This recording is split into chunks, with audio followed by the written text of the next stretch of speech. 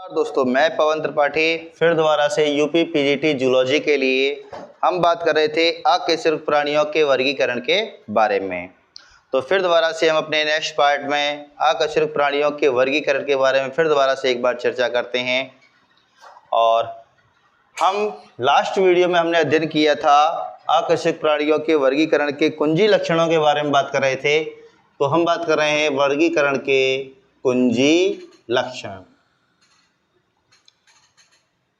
की character of classification. की character of classification, वर्गीकरण के कुंजी लक्षण। जैसा कि मैंने लास्ट वीडियो में भी आप लोगों को बताया था कि वर्गीकरण के कुंजी लक्षण उन लक्षणों को कहा जाता है जिनका कोई अपवाद नहीं होता, या फिर हम ये कह सकते हैं कि वर्गीकरण के हम केवल उन्हीं लक्षणों का उपयोग किए जाएंगे जहां पर कोई सबक जो कि सभी प्राणियों पर एक समान रूप से लागू किया जा सके। तो उन्हें हम वर्गीकरण के कुंजी लक्षण कहते हैं, जिनमें हमने सबसे पहली बात की थी कोशिकाओं की संख्या के आधार पे। जैसे कि हमको पता है कि कोशिकाओं की संख्या के आधार पे सजीव दो प्रकार के होते हैं, एक तो एक कोशिकीय और दूसरे हमारे बहुकोशिकीय, यानी कि यूनिसेलुलर एंड मल्टीसेलुलर। दूसरा हमने कुंजी लक्षण लिया था कोशिका के प्रकार के बारे में।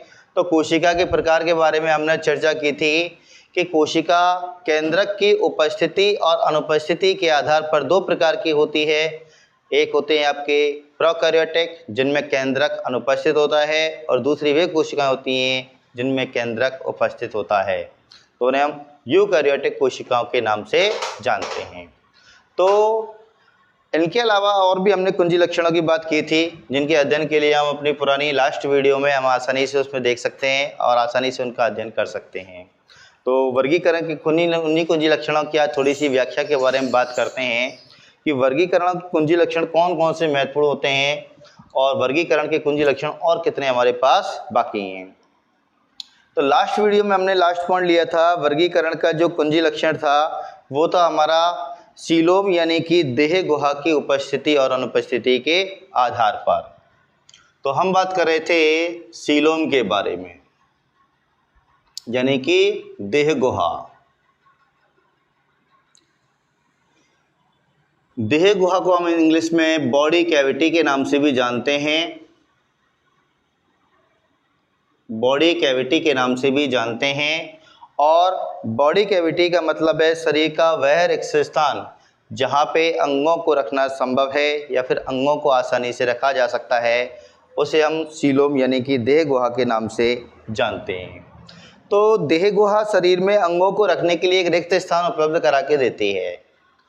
और अगर किसी सजीव के अंदर या किसी प्राणी में देह गुहा नहीं है तो सीधी सी बात है उनमें अंगों और तंत्रों का निर्माण भी नहीं होगा, क्योंकि अगर अंग तंत्र बन भी जाएंगे तो देह गुहा की अनुपस्थिति में उन अंगों को रखा कहाँ जाएगा।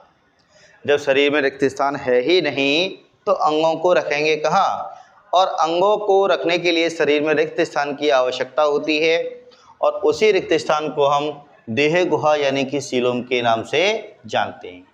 तो हम बात कर रहे थे देह गुहा की उपस्थिति और अनुपस्थिति के आधार पर, देह गुहा की उपस्थिति और अनुपस्थिति के आधार पर अगर किसी सजीव के अंदर देह गुहा उपस्थित है या अनुपस्थित है तो उसके बारे में हम बात कर रहे थे। तो हमारे पास महत्वपूर्ण लक्षण आ गया एक देह गुहा। तो जिन प्राणियों के अंदर मीजोडर्म सुविकसित मिलेगी केवल उन्हीं प्राणियों में देह गुहा पाई जाएगी, या फिर हम ये कह सकते हैं कि जिन प्राणियों के अंदर तीनों जनन स्तर एक्टोडर्म, मीजोडर्म और एंडोडर्म तीनों उपस्थित होंगे, या फिर हम ये कह सकते हैं कि ऐसे एनिमल जो कि ट्रिप्लोब्लास्टिक होते हैं केवल उन्हीं के अंदर सीलोम का निर्माण किया जाएगा। तो हम बात कर रहे थे देह गुहा के बारे में, और देह गुहा के बारे में बात करें तो देह गुहा की उपस्थिति और अनुपस्थिति के आधार पर एनिमेलिया किंगडम को 3 समूहों में बांटा गया था। हमारा शब्द है सीलोम, जिसे हम कहते हैं देह गुहा। या फिर बॉडी कैविटी। Body cavity. तो देह गुहा की उपस्थिति और अनुपस्थिति के आधार पर एनिमल आपके 3 प्रकार के होते हैं। देह गुहा की उपस्थिति तथा अनुपस्थिति के आधार पर एनिमल 3 प्रकार के होते हैं। Number first, acoelomata. दूसरे होते हैं हमारे स्यूडोसिलोमेटा। स्यूडोसिलोमेटा।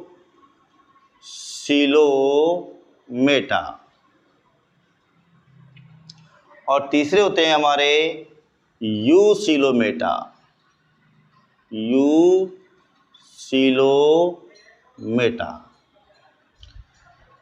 अब एसिलोमेटा के बारे में चर्चा करें तो एसिलोमेटा के बारे में स्पष्ट सी बात है। ए का मतलब होता है एब्सेंट, यानी कि अनुपस्थित। सीलोम यानी कि बॉडी कैविटी। Body cavity. और एटा का मतलब है रखने वाले, टू बियरिंग्स। अर्थात हम ये कह सकते हैं वे प्राणी जिनमें सीलोम नहीं पाई जाती उन्हें एसिलोमेटा कहा जाता है। तो एसिलोमेटा को हम हिंदी में बोलते हैं अदेह गुहेक प्राणी, यानी कि जिनमें देह गुहा नहीं पाई जाती। इसके लिए खास पॉइंट इंपॉर्टेंट ये है कि जितने भी आपके एसिलोमेटा हैं वो सारे के सारे हमारे डिप्लोब्लास्टिक होते हैं। डिप्लोब्लास्टिक होते हैं, जिन्हें हम हिंदी में कहते हैं द्विकोरकी। द्विकोरकी का मतलब ये होता है कि ऐसे सजीव जिनमें एक्टोडर्म और केवल एंडोडर्म पाई जाती है। बाहर की तरफ एक्टोडर्म और अंदर की तरफ एंडोडर्म पाई जाती है, लेकिन इनके अंदर मीजोडर्म पूरी तरीके से अनुपस्थित होती है। तो ऐसे प्राणियों को अदेह गुहिक कहा जाता है। और इनकी सबसे इम्पोर्टेंट बात यह है कि इनमें देह गुहा नहीं है, तो सीधी सी बात है अंग तंत्र स्तर का शारीरिक संगठन भी नहीं पाया जाएगा। तो इनके अंदर केवल ऊतक अंग स्तर का शारीरिक संगठन पाया जाता है। ऊतक अंग स्तर का शारीरिक संगठन। तो सीधी सी बात है कि इन प्राणियों के अंदर केवल ऊतक और अंग पाए जाएंगे, क्योंकि इनके अंदर मीजोडर्म पूरी तरीके से अनुपस्थित है। जबकि मीजोडर्म इनमें नहीं पाई जाती, मीजोडर्म इनके अंदर एब्सेंट होती है, तो इनके अंदर अंग और तंत्रों का निर्माण नहीं होगा। केवल ऊतक और अंग स्तर का शारीरिक संगठन इनके अंदर पाया जाएगा। क्यों? क्योंकि मीजोडर्म है ही नहीं। जब तक मीजोडर्म का विकास नहीं होगा तब तक सीलोम का विकास नहीं होगा। तो अपने पास सीधा सा कॉन्सेप्ट है इस चीज़ को समझने के लिए कि एक्टोडर्म एंडोडर्म का निर्माण करती है और एंडोडर्म आगे चल के मीजोडर्म के रूप में विकसित होती है। लेकिन दिक्कत सबसे बड़ी है कि एक्टोडर्म से एंडोडर्म का विकास तो हुआ, लेकिन मीजोडर्म का विकास न होने की वजह से इनके अंदर रिक्त स्थान बॉडी कैविटी यानी कि देह गुहा का निर्माण नहीं हो पाता, जिसे हम सीलोम के नाम से जानते हैं। और इसका सबसे बेस्ट एग्जाम्पल है अपने पास संघ प्लेटीहेल्मिन्थेस। Phylum Platyhelminthes. प्लेटीहेल्मिन्थेस, जिन्हें हम चपटे क्रमियों के नाम से जानते हैं, फ्लैट वर्म के नाम से जानते हैं, क्योंकि प्लेटी का मतलब होता है फ्लैट और हेल्मिन्थ का मतलब होता है क्रमी यानी कि वर्म। यानी कि ऐसे क्रमी जो कि पृष्ठ एवं अधर सतह से चपटे होते हैं उन्हें चपटे क्रमी के नाम से जाना जाता है। और चपटे क्रमियों की विशेषता ये है कि ये पृष्ठ एवं अधर सतह से चपटे होते हैं और इनके अंदर देह गुहा का विकास नहीं होता। क्योंकि इनमें देह गुहा जब नहीं पाई जाती है तो सीधी सी बात है इनमें अंग और तंत्रों का विकास भी नहीं होगा, क्योंकि अंग अगर बन भी जाएंगे तो इनको रखा कहाँ जाएगा। लेकिन प्लेटियल मंत्री के बारे में एक महत्वपूर्ण बात ये भी है कि इनके अंदर जब देह गुहा नहीं है, मीजोडर्म नहीं है, लेकिन फिर भी इनमें लैंगिक जनन पाया जाता है, क्योंकि लैंगिक जनन में वृषण और अंडाशय भाग लेते हैं। और प्लेटियल मंथीज के कुछ मेंबर ऐसे हैं जिनमें आंतरिक निषेचन पाया जाता है तथा निषेचन की प्रक्रिया गर्भाशय में संपन्न होती है। तो हम सीधी सी बात यहाँ पे कह सकते हैं कि इनके अंदर कुछ विशिष्ट संरचनाएं ऐसी होती हैं जो कि विकसित तो मीजोडर्म से होनी चाहिए थी, लेकिन मीजोडर्म नहीं होने के बावजूद भी इनके अंदर लैंगिक जनन को देखा जा सकता है। दूसरा है आपका सीडोसिलोमेटा। सीडोसिलोमेटा की बात करें तो सीडोसिलोमेटा की विशेषता ये है कि इसमें पहला शब्द है हमारा सीडो। सीडो का मतलब होता है कूट यानी कि असत्य।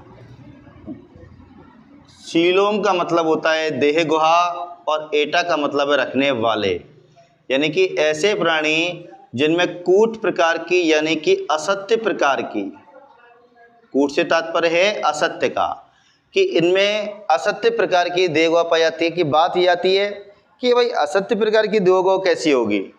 तो असत्य प्रकार की देह गुहा की अगर हम बात करें तो असत्य प्रकार की देह गुहा की सबसे बढ़िया विशेषता तो ये होती है कि इनमें एक्टोडर्म और एंडोडर्म तो पूर्णतः विकसित होती हैं। एक्टोडर्म एंडोडर्म तो पूर्णतः विकसित होती हैं, लेकिन मीजोडर्म का विकास इनके अंदर प्रत्यक्ष रूप से यानी कि हम कह सकते हैं कि स्पष्ट मीजोडर्म इनके अंदर नहीं पाई जाती है। तो मीजोडर्म बनती है वो छोटे छोटे पाउचों के रूप में विकसित होती है, छोटे छोटे टुकड़ों के रूप में विकसित होती है, जैसे हम मीजोडर्मल पाउच के नाम से जानते हैं। तो जो मीजोडर्मल पाउचेज होते हैं उनमें जो कूट प्रकार की देह गुहा बनती है, असत्य प्रकार की देह गुहा वो कहलाती है। तो हम कह सकते हैं इनके अंदर ऊतक अंगों में परिवर्तित तो हो चुके हैं, तो इनके अंदर अंग तो बन जाएंगे, लेकिन तंत्रों का विकास नहीं हो पाता है। तो इनके अंदर केवल प्रजनन तंत्र को छोड़ करके बाकी ऐसा कोई तंत्र नहीं है जो कि इनके अंदर पूर्णतः विकसित हो। और ऐसे तंत्र जिनका निर्माण मीजोडर्म से हुआ, केवल उन्हीं तंत्रों की बात यहाँ पे की जाएगी। तो एक्टोडर्म और एंडोडर्म को छोड़ करके बाकी जो तंत्र जो हमारे मीजोडर्म से बनते हैं, उन तंत्रों में से केवल इनके अंदर प्रजनन तंत्र का ही विकास हो पाता है, रिप्रोडक्टिव सिस्टम का ही इनके अंदर डेवलपमेंट हो पाता है। तो सीधी सी बात है, इसकी सबसे बढ़िया मेन आइडेंटिटी क्या होगी कि इनके अंदर एक्टोडर्म, एंडोडर्म और इनकम्प्लीट मीजोडर्म, इनकम्प्लीट मीजोडर्म पाई जाती है। तो होने को तो इनके अंदर तीनों ही जनन स्तर हैं, एक्टोडर्म भी है, एंडोडर्म भी है और मीजोडर्म भी है, लेकिन मीजोडर्म की कंडीशन ये है कि ये अल्प विकसित प्रकार की पाई जाती है। अल्प विकसित का मतलब ये हुआ कि अगर हम इसमें मीजोडर्म की बात करें तो मीजोडर्म छोटे छोटे पाउचों के रूप में विकसित होती है, और छोटे छोटे पाउचों के रूप में है तो सही लेकिन मीजोडर्म, तो सीधी सी बात है ऐसे प्राणियों को ट्रिप्लोब्लास्टिक कहा जाएगा। इन्हें हम बोलेंगे ट्रिप्लोब्लास्टिक, ट्रिप्लोब्लास्टिक। त्रिकोरकीय, त्रिकोरकी का मतलब है इनमें 3 स्तर उपस्थित होते हैं। तो ये 2 प्रकार के आपके ऐसे प्राणी हैं जिनमें पूर्ण विकसित सीलोम नहीं पाई जाती है बल्कि अल्प विकसित सीलोम पाई जाती है। तो सीधी सी बात है इनमें भी ऊतक अंग स्तर का शारीरिक संगठन पाया जाता है। ऊतक अंग स्तर का शारीरिक संगठन। केवल प्रजनन तंत्र को छोड़ करके बाकी सारे तंत्रों में इनमें केवल अंगों का विकास होता है, तंत्रों का विकास नहीं हो पाता। और इसका सबसे बढ़िया बेस्ट एग्जांपल है हमारे पास phylum annelida, sorry phylum aschelminthes. जिन्हें हम गोल कृमि या धागा कृमि के नाम से भी जानते हैं। जैसा कि मैंने पुरानी वीडियो में बताया था कि एस्केलमेंथिस का पुराना नाम निमेटोडा है, निमेटोडा। तो ये धागे की तरह दिखाई देते हैं, इसलिए इनको निमेटोडा नाम दिया गया है, क्योंकि निमेटेन एक ग्रीक भाषा का शब्द है जिसका मतलब होता है धागा। अगर हम इस चीज़ को हम डायग्रामेटिकल तरीके से समझना चाहें तो इसको हम डायग्रामेटिकल तरीके से ऐसे समझ सकते हैं कि भाई एसिलोमेटा प्राणियों के अनुप्रस्थ काटें तो वो कैसे दिखाई देंगे, और सीडोसिलोमेटा प्राणियों की अगर हम अनुप्रस्थ काटें हैं तो वो कैसे दिखाई देंगे। तो हम चित्रों के माध्यम से भी इसको आसानी से समझ सकते हैं। जैसे कि अगर हम एसिलोमेटा की बात करते हैं तो एसिलोमेटा प्राणियों में देखेंगे कि ये इनकी एक्टोडर्म होती है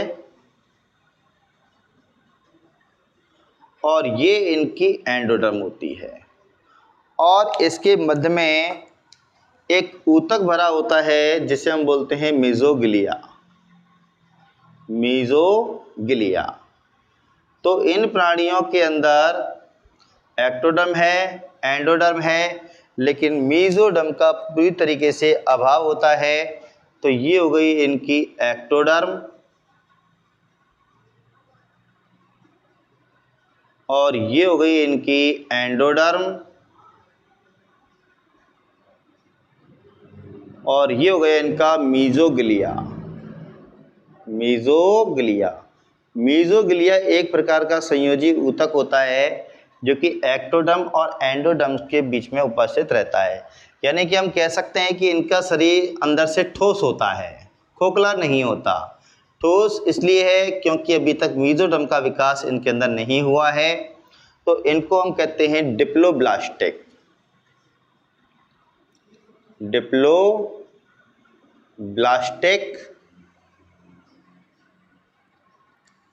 सीलोम एब्सेंट।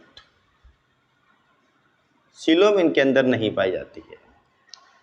दूसरी चीज, अगर हम इसकी सीडोसिलोमेटा की बात करें तो सीडोसिलोमेटा के अंतर्गत हम देखते हैं कि सीडोसिलोमेटा प्राणियों में अल्प विकसित मेसोडर्म पाई जाती है।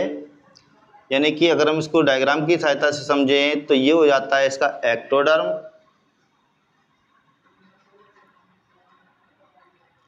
ये हो गई इसकी एंडोडर्म और ये हो गई इसकी छोटे छोटे पाउचों के रूप में बनी हुई मेसोडर्म, जो कि छोटे छोटे टुकड़ों के रूप में विकसित होती है, स्पष्ट रूप से पूरी तरीके से विकसित नहीं होती। इसलिए इनमें एक्टोडर्म है, एंडोडर्म है और इनकम्प्लीट इसमें मेसोडर्म भी पाया जाता है। तो हम कह सकते हैं एनिमल होने को तो ट्रिप्लोब्लास्टिक है, त्रिकोरक ही होता है, लेकिन फिर भी इनमें ऊतक अंग स्तर का ही सारे संघनन पाया जाता है। और ये हो गई इसकी एक्टोडर्म,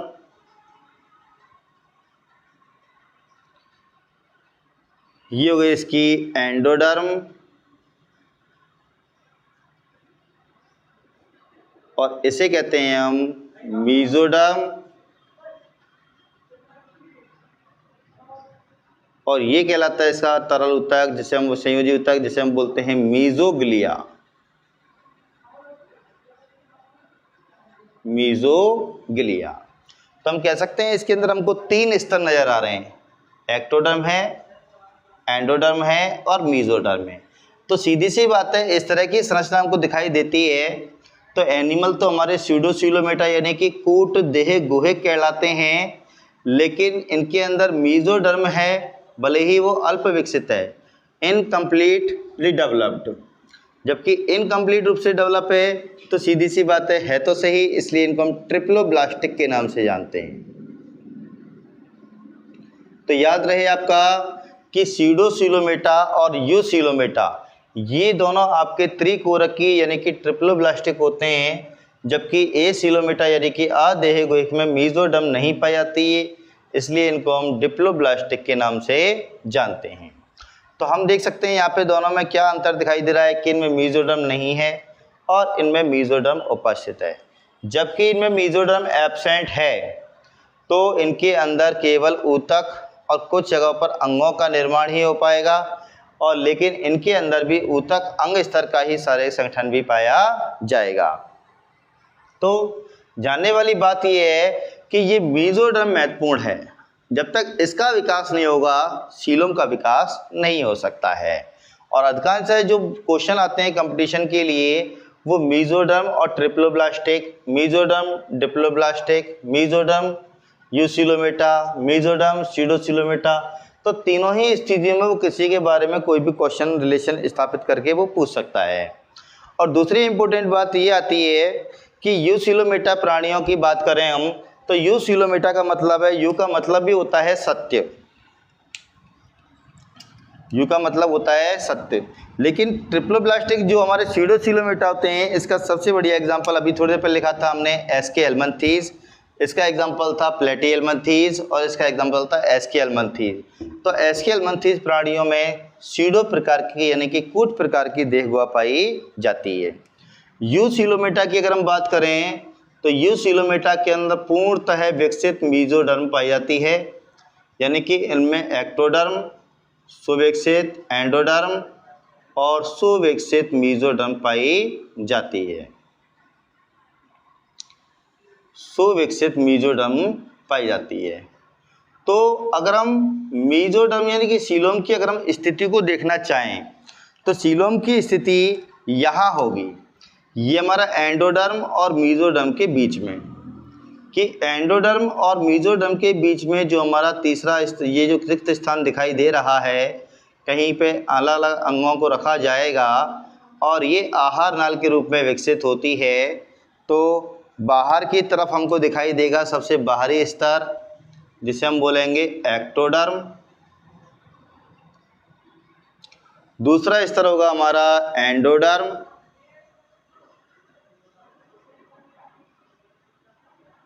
और तीसरा स्तर होगा हमारा मेसोडर्म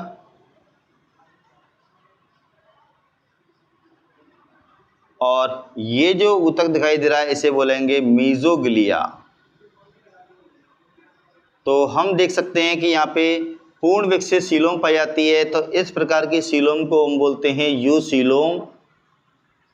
यू का मतलब होता है सत्य प्रकार की देहगुहा और ऐसे प्राणियों को कहा जाता है यूसिलोमेटा जिनमें सत्य प्रकार की देहगुहा पाई जाती है।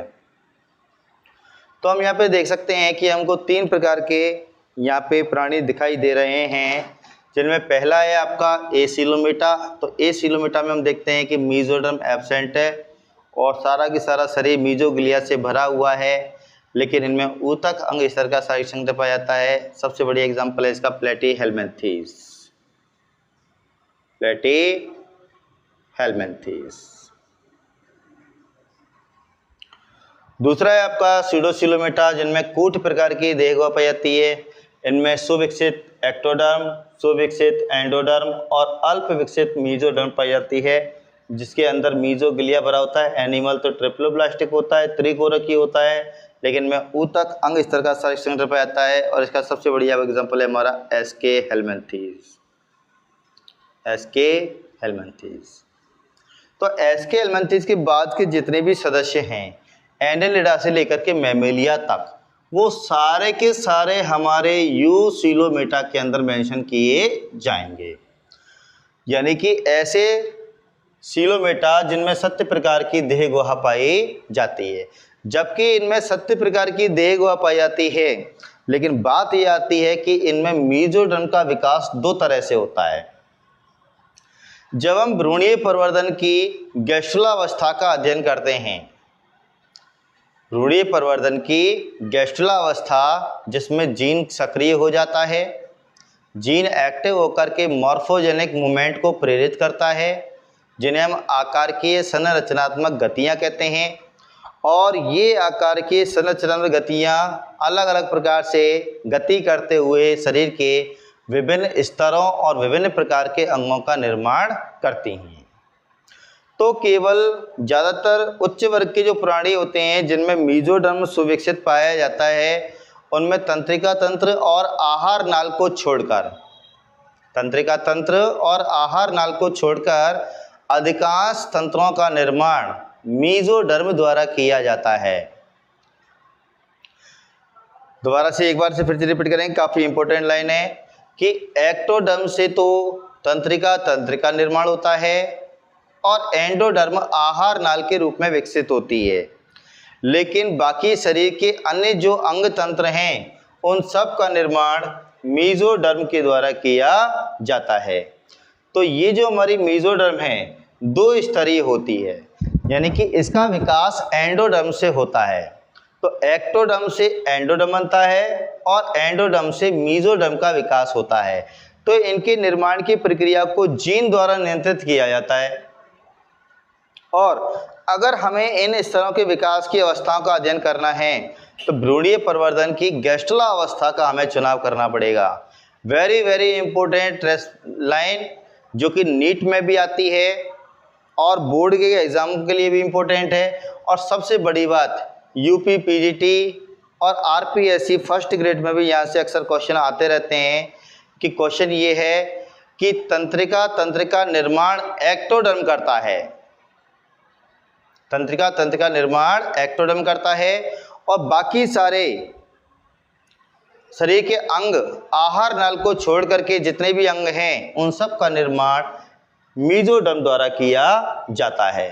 तो हम यहाँ पे कह सकते हैं कि कुल मिलाकर के 3 प्रकार की सीलोम प्राणियों के अंदर देखी जाती है, एसीलोमेटा, सीडोसीलोमेटा और यूसीलोमेटा। अब यूसीलोमेटा की अगर हम बात करें तो यूसीलोमेटा यानी कि जिनमें सीलोम सुविकसित पाई जाती है उनमें सीलोम का विकास 3 प्रकार से प्रारंभ होता है, 2 प्रकार से प्रारंभ होता है।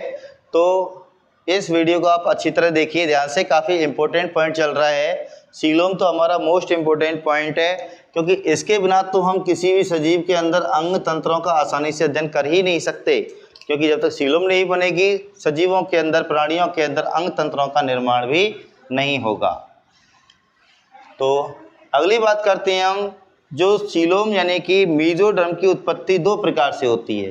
तो उत्पत्ति के आधार पर सीलोम यानी कि देह गुहा 2 प्रकार की होती है। ये वर्गीकरण का सबसे महत्वपूर्ण बिंदुओं में से एक बिंदु माना जाता है और इसी के आधार पर हम आसानी से निर्धारण कर लेते हैं कि कौन से प्राणी किस प्रकार की देह गुहा का निर्माण करेंगे।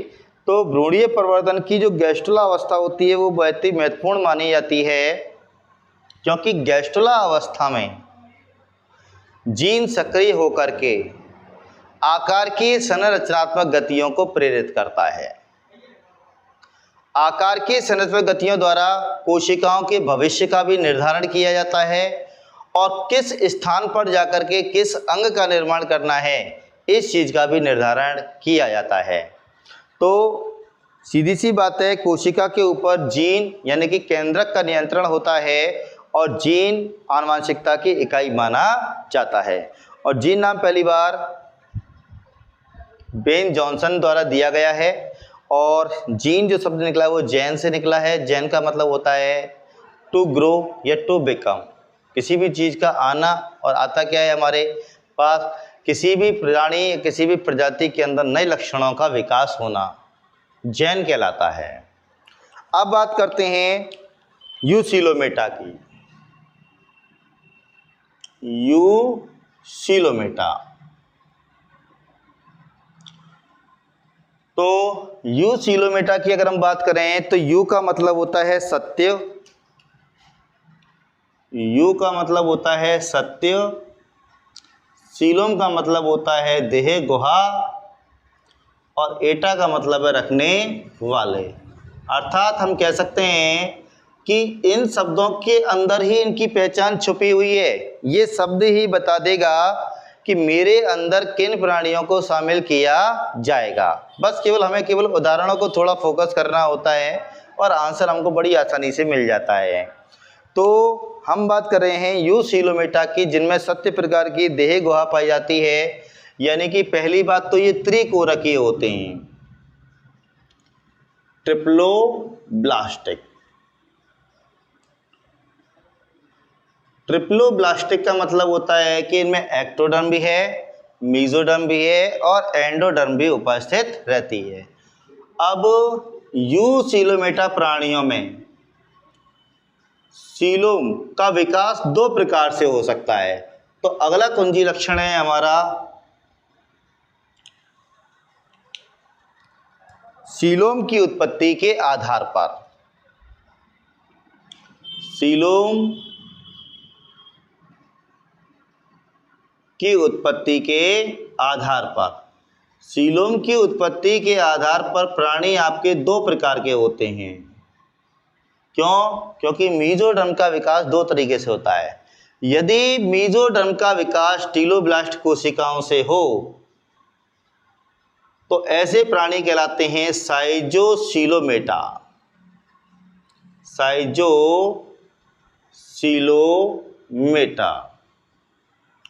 हिंदी में कहते हैं इनको दीर्ण देहगुहेक प्राणी। और दूसरे होते हैं हमारे एंटेरोसीलोमेटा, एंटेरोसीलोमेटा। हिंदी में इन्हें कहते हैं हम आंत्र देहगुहेक प्राणी। बात आती है कि इनका मतलब क्या है। होता क्या है कि भ्रूणीय प्रवर्धन की जब गैस्ट्रुला अवस्था को फोकस किया जाता है, थोड़ा ध्यान से अध्ययन करेंगे तो भ्रूणीय प्रवर्धन की गैस्ट्रुला अवस्था में मेसोडर्म, एंडोडर्म और सीलोम का विकास होता है। तो जिन प्राणियों में मेसोडर्म का विकास टीलोब्लास्ट या 4D सेल्स से होता है, तो सीधी सी बात है कि मेसोडर्म का विकास टीलोब्लास्ट कोशिकाओं से होता है, तो बनने वाली देह गुहा साइजोसीलोम कहलाती है। और जिनमें साइजोसीलोम पाई जाती है उन्हें साइजोसीलोमेटा कहा जाता है। यानी कि ये एक प्रकार के यूसीलोमेटा हैं जिनमें सुविकसित एक्टोडर्म, एंडोडर्म और मेसोडर्म पाई जाती है। सुविकसित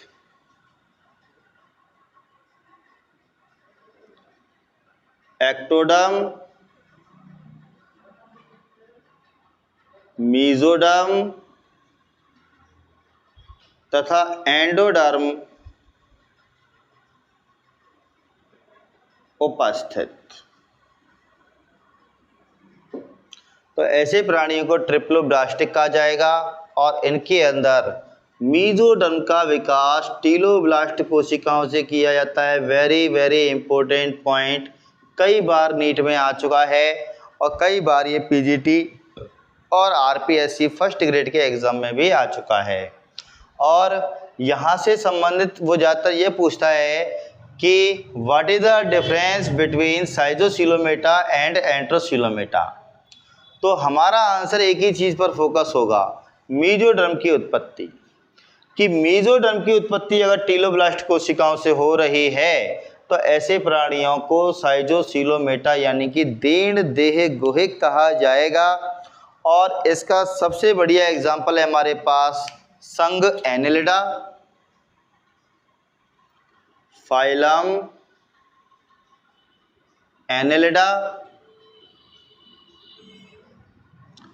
फाइलम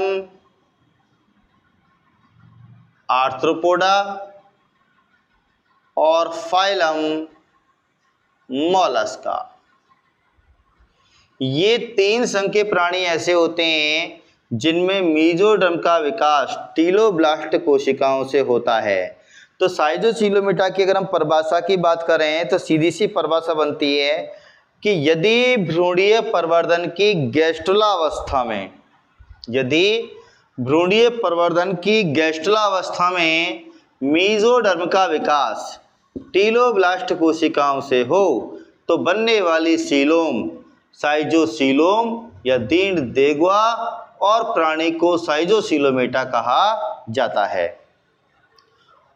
ये एक इम्पोर्टेंट बात थी इसके लिए कि ऐसे प्राणी जिनमें मेसोडर्म का विकास टीलोब्लास्ट कोशिकाओं से होता है। तो हमारे यहाँ सारा जो पॉइंट है इसी पॉइंट पर फोकस होता है कि इसी से हम पता लगा सकते हैं कि कौन साइटोसिलोमेटा होगा और कौन एंटेरोसिलोमेटा होगा। तो साइटोसिलोमेटा की विशेषता यही है कि मेसोडर्म का विकास टीलोब्लास्ट कोशिकाओं से होता है और कब होता है? गैस्ट्रुला अवस्था में। ये भ्रूणीय प्रवर्धन की सबसे महत्वपूर्ण अवस्था मानी जाती है। तो गैस्ट्रुला अवस्था के अंदर ही मेसोडर्म और सीलोम का निर्माण किया जाता है। अब बात करते हैं एंटेरोसिलोमेटा की। तो एंटेरोसिलोमेटा की भी वही बात है कि हम क्या करेंगे, तो इसके सबसे बढ़िया एग्जाम्पल है हमारे पास संघ एकाइनोडर्मेटा, संघ हेमिकॉर्डेटा और संघ कॉर्डेटा। इन तीनों संघों के प्राणियों में मेसोडर्म का विकास एंडोडर्मल पाउच से होता है। तो इन तीनों को आंत्रदेह गुहेक यानी कि एंटेरोसिलोमेटा कहा जाता है। अब सीलोम की उत्पत्ति को हम एक चित्र के माध्यम से, डायग्राम के माध्यम से भी इसको आसानी से समझ सकते हैं कि सीलोम का आखिर निर्माण होता कैसा है। तो जैसे कि मैंने बता रखा है कि सीलोम का विकास भ्रूणीय प्रवर्धन की गैस्ट्रुला अवस्था में होता है और जबकि भ्रूणीय प्रवर्धन की गैस्ट्रुला अवस्था में आकार की संरचनात्मक गतियाँ होने के कारण एक्टोडर्म से एंडोडर्म और एंडोडर्म से मेसोडर्म का विकास होता है और मेसोडर्म से शरीर के विभिन्न अंग तंत्रों का निर्माण किया जाता है। तो सीलोम वह रिक्त स्थान होता है जहाँ पे अंगों को रखा जाता है। तो सीलोम का विकास संघ सीलेंट्रेटा से प्रारंभ किया गया है। तो इसे हम चित्र के माध्यम से भी समझ सकते हैं। तो चित्र के माध्यम से समझने के लिए सबसे बढ़िया तरीका है हमारे पास कि सबसे पहले हमने कहा कि ये कोई एक डिप्लोब्लास्टिक एनिमल है जिसमें एक्टोडर्म है और एंडोडर्म है और ये मीजोग्लिया द्वारा भरी हुई है। तो इसमें केवल हमको दो स्तर दिखाई दे रहे हैं, एक्टोडर्म और दूसरा है अपना एंडोडर्म और इसे बोलेंगे मीजोग्लिया। मीजोग्लिया। अब होता क्या है कि यदि मेसोडर्म का विकास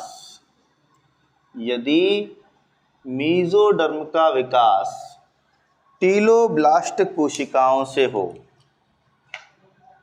टीलोब्लास्ट कोशिकाओं से हो, तो बनने वाली देह वह क्या कहलाएगी? साइटोसिलोम कहलाती है। तो ये बनाया हमने एक्टोडर्म, भ्रूणीय प्रवर्धन की गैस्ट्रुला अवस्था चल रही है और ये बनाया हमने एंडोडर्म। तो एंडोडर्म में किसी भी एक सिरे पर दो उभारनुमा संरचनाएं विकसित होती हैं जिन्हें हम कहते हैं एंडोडर्मल पाउच, टीलोब्लास्ट सेल्स। टीलोब्लास्ट सेल्स, ये एक्टोडर्म और ये हमारा एंडोडर्म। ठीक। अब ये टीलोब्लास्ट सेल्स क्या करती हैं? आगे चल के मेसोडर्म का विकास करती हैं।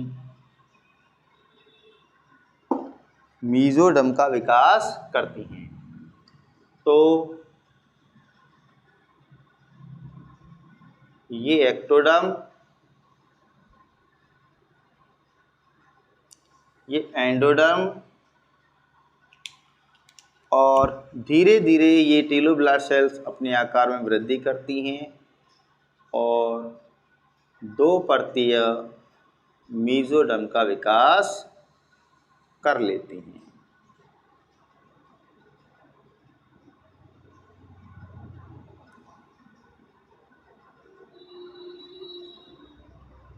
तो हम देख सकते हैं कि एंडोडर्म से सबसे पहले टीलोब्लास्ट कोशिकाओं का निर्माण हुआ, जिन्हें हम 4D सेल्स के नाम से भी जानते हैं।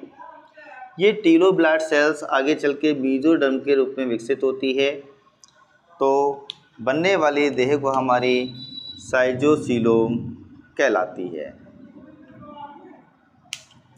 साइटोसीलोम, तो इसे बोलेंगे हम एक्टोडर्म, ये एंडोडर्म और ये मेसोडर्म, और इसके अंदर ये भरा रहेगा, इसको बोलेंगे मेसोग्लिया। मेसोग्लिया। अब क्या होता है कि ये जो मेसोडर्म जहाँ से ये एक्टोडर्म के साथ जुड़ी हुई है, इस स्थान से ये इसके कट के पूरी तरह से अलग हो जाती है। जैसे ही इससे अलग होती है तो आने वाली संतति में हमको 3 स्पष्ट स्तर दिखाई देते हैं। बाहर की तरफ एक्टोडर्म, अंदर की तरफ एंडोडर्म और दोनों के मध्य में मेसोडर्म, और मध्य में एक रिक्त स्थान बनता है जिसे सीलोम कहा जाता है, जहाँ पे शरीर के विभिन्न अंगों को रखा जाएगा। उन रिक्त स्थानों को हम क्या बोलेंगे? सीलोम कहेंगे। तो हम देख सकते हैं यहाँ पे मेसोडर्म का विकास टीलोब्लास्ट कोशिकाओं से हुआ है, तो बनने वाली सीलोम को हम क्या बोलेंगे? साइटोसीलोम बोलेंगे। और एनिमल को साइटोसीलोमेटा कहा जाएगा। और ये है अपना एक्टोडर्म, ये एंडोडर्म, ये मेसोडर्म, और इसे बोलेंगे मेसोग्लिया। तो इस प्रकार से बनने वाली सीलोम को हम साइटोसीलोम कहते हैं।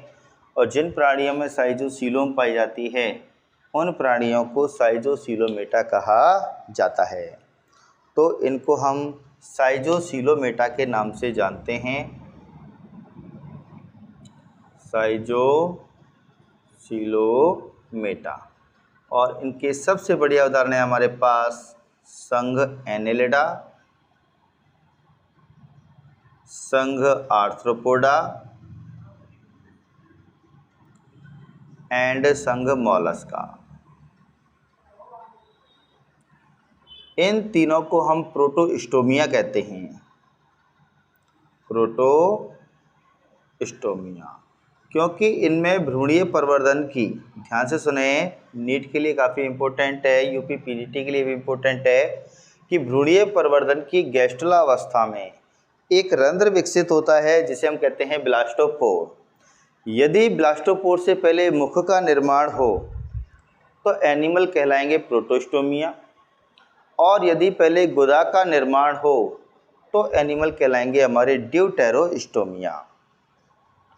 तो जितने भी हमारे प्रोटोस्टोमिया हैं उन सबको हम साइटोसीलोमेटा कहेंगे।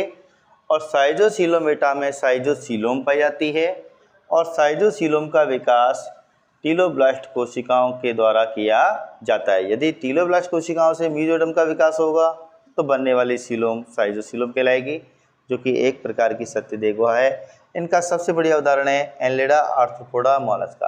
तो हमको यहाँ पे रटने की कोई भी आवश्यकता नहीं पड़ेगी, बस केवल हमें इतना याद रखना है कि साइटोसीलोमेटा के हमारे 3 उदाहरण हैं जिनको हम प्रोटोस्टोमिया में भी शामिल करते हैं। और इनकी खास बात यह है कि इनमें मेसोडर्म का विकास टीलोब्लास्ट कोशिकाओं से किया जाता है। तो ये पॉइंट हमारा काफ़ी इम्पोर्टेंट है कि मेसोडर्म का विकास किससे किया गया है, तो वो है हमारा आंसर टीलोब्लास्ट कोशिकाओं से। तभी हम सीलोम को साइटोसीलोम कहेंगे। अगर टीलोब्लास्ट कोशिकाओं से इसका निर्माण नहीं होता तो हम इसको साइटोसीलोम नहीं कहते। दूसरी इम्पोर्टेंट बात, अब दूसरी स्थिति की बात करते हैं। दूसरे हैं आपके एंटेरोसीलोमेटा। एंटेरोसीलोमेटा।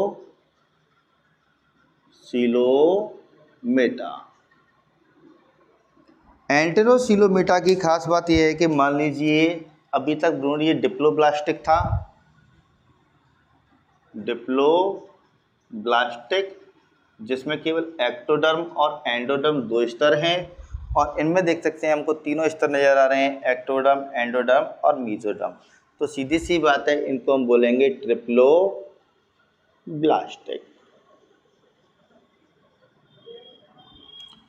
नेक्स्ट हम बात करेंगे अब एंटेरोसिलोमेटा के बारे में।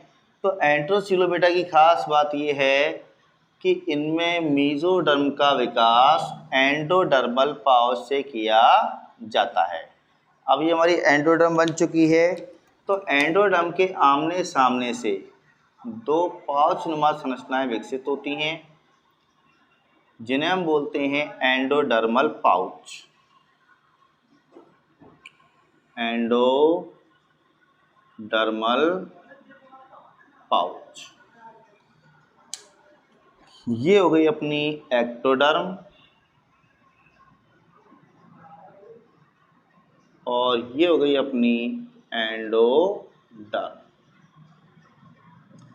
अब ये एंडोडर्मल पाउच क्या करता है, आगे चल के मीजोडर्म का विकास करता है।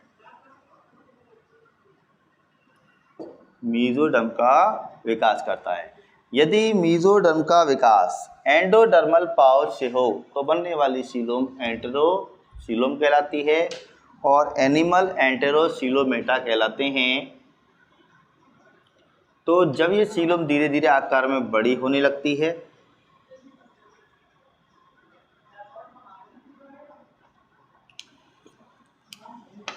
आकार में बड़ी होने लगती है और धीरे धीरे संपूर्ण एनिमल के अंदर एक बड़ी गुहा का निर्माण करती है, जिसे हम बोलेंगे एंटेरोसीलोम।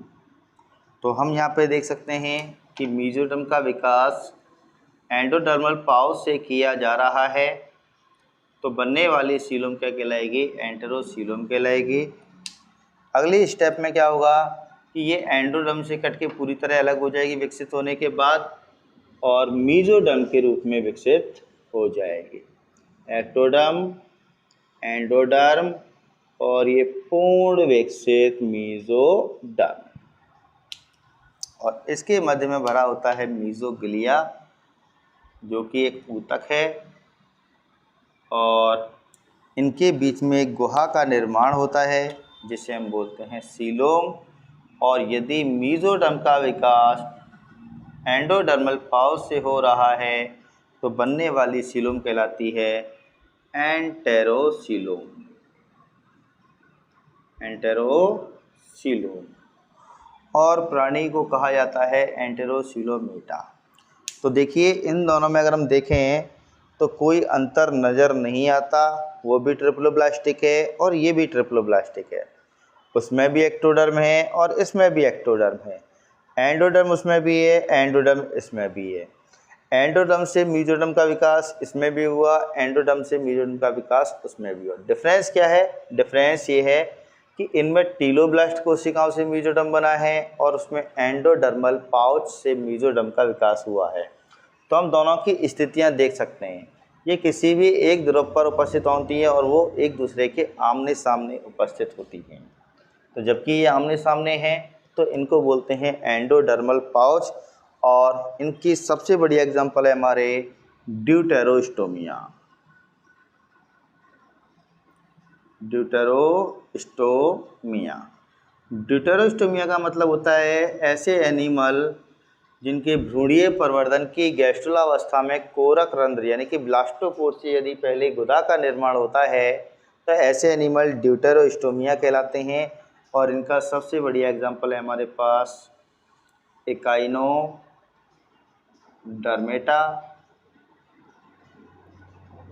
हेमीकॉर्डेटा,